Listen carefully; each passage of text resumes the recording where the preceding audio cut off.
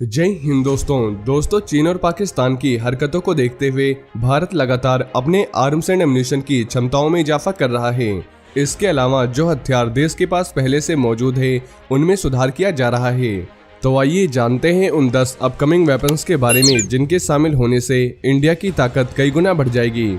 तो सबसे पहले आइए जानते हैं कल्याणी M4 आर्मर्ड व्हीकल्स के बारे में। दोस्तों कल्याणी M4 आर्मर्ड व्हीकल्स के लिए डिफेंस मंत्रालय ने भारत फोर्ज लिमिटेड को 1.77.95 करोड़ रुपए का कॉन्ट्रैक्ट दिया है ताकि वह कल्याणी M4 सप्लाई कर सके। दोस्तों यह एक ऐसा आर्मर्ड व्हीकल है जिसमें जोर, परफॉर्मेंस और सैनिकों की सुरक्षा पर है। करीब 16 टन वजन वाले इस व्हीकल में 2.3 टन वजन सहने की क्षमता है और 8 जवान इसमें बैठ सकते हैं। ये 43 डिग्री के अप्रोच एंगल और 44 डिग्री के डिसेंट एंगल पर आसानी से चल सकता है और -20 डिग्री से लेकर 50 डिग्री तापमान में लगातार ये चल सकता है। इसका डिजाइन मोनोकोक है, यानी सब कुछ इसके अंदर है। इसमें लगे शीशे इतने मजबूत हैं कि वे स्नाइपर और एंटी मटेरियल राइफल के फायर को भी झेल सकते हैं। इसमें 6 सिलेंडर का टर्बोचार्ज डीजल इंजन लगा है। भारतीय सेना के पास मौजूदा किसी भी व्हीकल से ये दोगुना ताकतवर है। कल्याणी M4 की टॉप स्पीड 140 किलोमीटर प्रति घंटा है और इसकी रेंज 800 किलोमीटर तक है। इसके अंदर 16 किलोवाट का एयर कंडीशनिंग सिस्टम लगा है और ये व्हीकल आसानी से मशीन गन का फायर झेल सकता है और 10 किलोग्राम के एंटी टैंक माइन का इस पर कोई असर नहीं होगा। इस व्हीकल की वजह से हमारे जवान सुरक्षित रहेंगे और पुलवामा जैसी घटना नहीं होगी। तो अब आइए जानते हैं कैट सिस्टम के बारे में। दोस्तों HAL कैट्स यानी कॉम्बैट एयर टीमिंग सिस्टम। दोस्तों हिंदुस्तान एरोनॉटिक्स लिमिटेड HAL के जरिए तैयार किए गए इस सिस्टम में फाइटर जेट और ड्रोन को एक साथ मिलकर दुश्मन पर हमला करने के लिए तैयार किया जा रहा है। कैट सिस्टम को HAL ने LCA तेजस फाइटर जेट के साथ तैयार किया है और इसमें तेजस के साथ ही 3 अलग अलग ड्रोन सिस्टम को इंटीग्रेट किया गया है। इन 3 ड्रोन्स को नाम दिया गया है वॉरियर, अल्फा और हंटर, लेकिन इन सभी का कंट्रोल तेजस के फाइटर जेट के पायलट के पास होगा। दुश्मन की सीमा में एयर स्पेस से हमला करने के लिए कैट का वॉरियर ड्रोन सबसे आगे होगा। वॉरियर एक कॉम्बैट ड्रोन है जो मिसाइलों से लैस होगा और इसके पीछे तेजस फाइटर जेट होगा। अल्फा और हंटर ड्रोन फाइटर जेट के साथ ही इंटीग्रेट होंगे, ठीक वैसे ही जैसा कि कोई वेपन या फिर पेलोड होता है। दोस्तों अल्फा UAV दरअसल स्वार्म ड्रोन टेक्नोलॉजी पर आधारित है। इसको लॉन्च करते ही अल्फा UAV से 4 बेबी ड्रोन निकलेंगे और वो दुश्मन के इलाके का सर्विलांस करके पूरी जानकारी फाइटर जेट के पायलट को देंगे।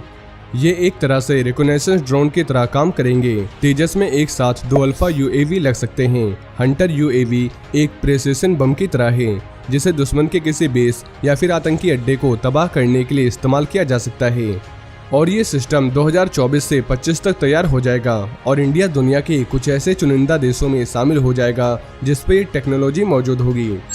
तो अब आइए जानते हैं JVPC कार्बाइन के बारे में। दोस्तों कानपुर की स्मॉल आर्म्स फैक्ट्री SF और ARDE पुणे ने मिलकर joint venture protective carbine JVPC बनाई है।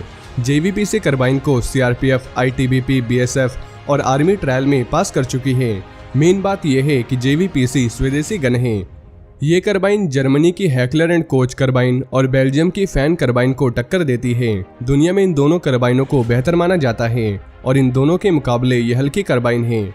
वहीं छत्तीसगढ़ पुलिस ने 640 कार्बाइन का ऑर्डर दिया है, जबकि CRPF ने अगले 5 सालों के लिए 30 से 35 हजार कार्बाइन की डिमांड भेजी है।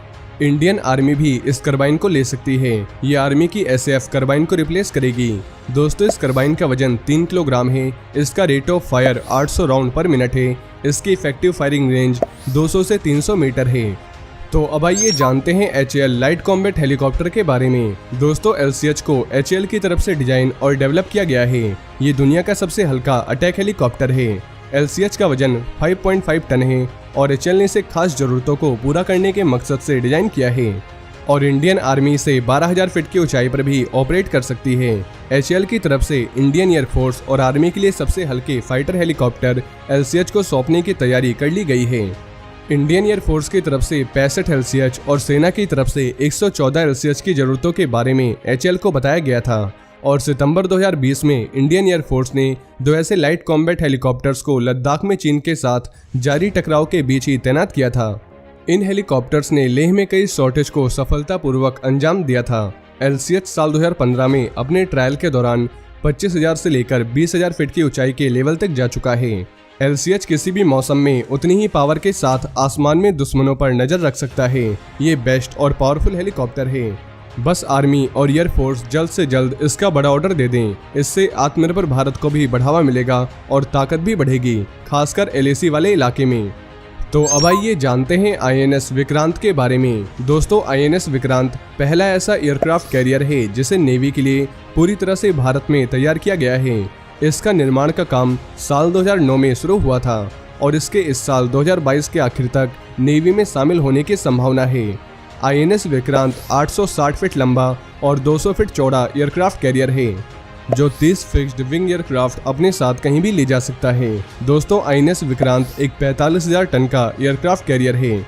अगर इसके स्पेसिफिकेशंस की बात करें तो INS विक्रांत में जनरल इलेक्ट्रिक के ताकतवर टरबाइन लगे हैं। इस पर ब्राक मिसाइलें लगी है जो जमीन से हवा में मार कर सकती है ताकि दुश्मन के एयरक्राफ्ट कैरियर पर हमला न कर सकें, और इस पर कई और एडवांस मिसाइलें भी लगाई जाएगी। इस एयरक्राफ्ट कैरियर के जितने भी ट्रायल अब तक हुए हैं सारे सफल रहे हैं, और जब ये नेवी में शामिल होगा तो इससे इंडियन नेवी की ताकत कई गुना बढ़ जाएगी। तो अब आइए जानते हैं ब्रह्मोस 2 के बारे में। दोस्तों, ब्रह्मोस 2 एक हाइपरसोनिक मिसाइल है। इस मिसाइल को रूस और भारत मिलकर तैयार कर रहे हैं। बताया जा रहा है कि इसकी स्पीड मैक 8 यानी 9,800 किलोमीटर प्रति घंटा होगी और ये 1,000 किलोमीटर की रेंज में मौजूद दुश्मन को तबाह कर सकती है। इस मिसाइल को वॉरशिप, पनडुब्बी, एयरक्राफ्ट और जमीन से भी लॉन्च किया जा सकेगा।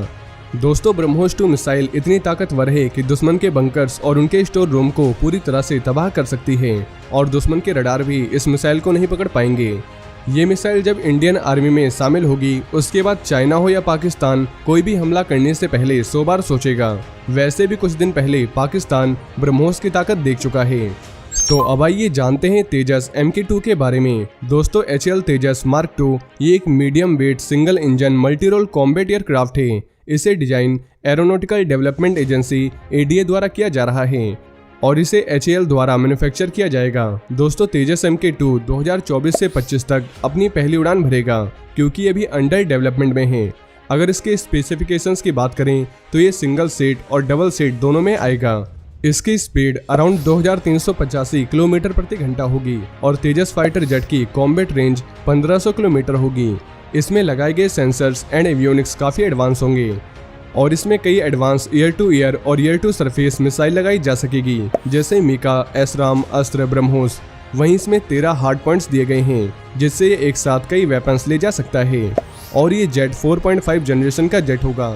इसके मिलने से इंडियन एयरफोर्स की ताकत में काफ़ी इजाफा होगा क्योंकि इंडियन एयरफोर्स के जेट्स पुराने होते जा रहे हैं और नए जेट्स की इंडियन एयरफोर्स को सख्त जरूरत है।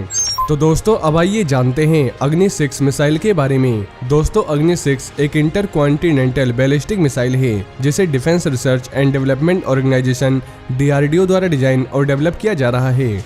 इस मिसाइल को अग्नि मिसाइल सीरीज की सबसे घातक और सबसे एडवांस मिसाइल करार दिया जा रहा है। इसकी रेंज 11,000 किलोमीटर से लेकर 12,000 किलोमीटर तक होगी जिसे बढ़ाकर 16,000 किलोमीटर तक किया जा सकता है।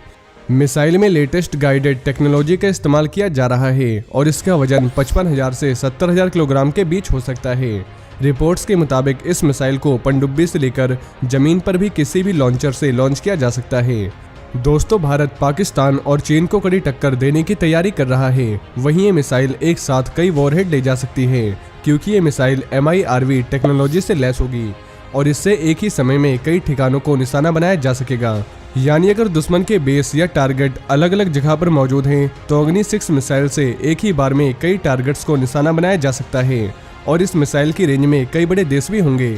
लेकिन इसके ऊपर क्या काम चल रहा है इसके बारे में हमें ज़्यादा नहीं पता, पर शायद जल्द ही ये मिसाइल देखने को मिल जाए क्योंकि हमारे पास इसको बनाने के लिए टेक्नोलॉजी मौजूद है और सिर्फ गवर्नमेंट के अप्रूवल देने की देरी है।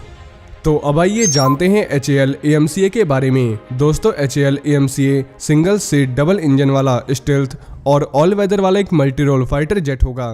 ये जेट 5th जनरेशन का जेट होने वाला है और जो इसका MK2 वेरिएंट होगा वो 5.5 जनरेशन का होगा, यानी इसमें 6th जनरेशन के जेट्स की भी खासियतें होंगी। इस फाइटर जेट को इस तरह से डिजाइन किया गया है कि ये ग्राउंड अटैक से लेकर स्ट्राइक और दूसरे सभी प्रकार के मिशन को बखूबी अंजाम दे सकेगा। ये jet super cruise, stealth, AESA radar, high manoeuvrability, advance हथियारों के साथ डिजाइन किया गया है। दोस्तों AMCA का पूरा नाम एडवांस मीडियम कॉम्बैट एयरक्राफ्ट है। ये फाइटर जेट वेस्ट के सभी जेट से कहीं आगे होगा। इस जेट में 30 mm की गन इंस्टॉल की जाएगी और इसकी स्पीड मैक 2.5 यानी 3087 किलोमीटर प्रति घंटा होगी। ये जेट करीब 60,000 फीट से ज़्यादा की ऊंचाई पर उड़ान भर सकता है और साल 2025 तक ये अपनी पहली उड़ान भर सकता है, अगर सब कुछ ठीक रहा तो। लेकिन इसको पूरी तरह से आने में 2030 से 35 तक का समय लग जाएगा और ये जेट जब भारत के पास आ जाएगा तो भारत उन चुनिंदा देशों में शामिल हो जाएगा जिनके पास 5th जनरेशन के फाइटर जेट हैं। तो अब आइए जानते हैं TED-BF के बारे में। दोस्तों TED-BF यानी twin engine deck based fighter, ये carrier based multi role fighter jet है। इसको मैन्युफैक्चर हिंदुस्तान एरोनॉटिक्स लिमिटेड द्वारा किया जाएगा और इसको ADA द्वारा बनाया जा रहा है। इसे खास तौर पर इंडियन नेवी के लिए बनाया जा रहा है और इसे INS विक्रांत से ऑपरेट किया जाएगा। इस जेट को हवा से हवा और हवा से जमीन में मार करने वाली कई मिसाइलों से लैस किया जाएगा, जिसमें ब्रह्मोस अस्त्र जैसे मिसाइल शामिल होंगे। इसमें बड़ी रिफ्यूलिंग का भी फीचर होगा, जिसका इस्तेमाल करते हुए एक जेट से दूसरे जेट में हवा में ही फ्यूल भरा जा सकेगा। दोस्तों ये जेट अपनी पहली उड़ान 2026 या 2027 तक भर सकता है और आने वाले समय में ये जेट MiG-29K को रिप्लेस करेगा। लेटेस्ट इलेक्ट्रॉनिक वॉरफेयर सिस्टम से लैस ये जेट दुश्मन के रडार और हथियारों को जाम करने में सक्षम होगा। इसमें LRDE उत्तम AESA रडार सिस्टम लगाया जाएगा। साथ ही इसमें कई एडवांस एवियोनिक्स सिस्टम भी इसमें लगाए जाएंगे। इस जेट के विंग्स फोल्ड हो सकेंगे, जिससे छोटी जगह में ये आसानी से फिट हो जाएगा। दोस्तों शक्तिशाली इंजन की मदद से LAC जैसे ऊंचाई वाले इलाकों में उड़ान भरने के लिए ये एक अच्छा ऑप्शन साबित हो सकता है। इस जेट में बड़े पैमाने पर स्टील्थ तकनीक का इस्तेमाल करने का प्लान है। बाकी इस पर अभी काफ़ी काम तेजी से चल रहा है। तो दोस्तों ये वो 10 अपकमिंग वेपन्स हैं जो जल्द ही आर्मी में शामिल होने वाले हैं, जिनसे आर्मी की ताकत कई गुना बढ़ जाएगी। वहीं इस वीडियो के दूसरे पार्ट में हम ऐसे और भी अपकमिंग वेपन्स के बारे में जानेंगे। लेकिन अगर आप भारतीय सेना से जुड़ी ऐसी और भी जानकारी जानना चाहते हैं तो आपको हमारे चैनल पे इससे रिलेटेड कई सारी वीडियोस मिल जाएंगी और टॉप 10 से जुड़ी वीडियोस के लिंक आपको नीचे डिस्क्रिप्शन में मिल जाएगी। और इस वीडियो से संबंधित अगर आपके मन में कोई भी सवाल हो तो आप नीचे कमेंट बॉक्स में हमसे पूछ सकते हैं, हम आपको जवाब देने की पूरी कोशिश करेंगे। और ये वीडियो अगर आपको पसंद आई हो तो वीडियो को ज़्यादा से ज़्यादा शेयर करें और चैनल को सब्सक्राइब करना ना भूलें। जय हिंद, जय भारत।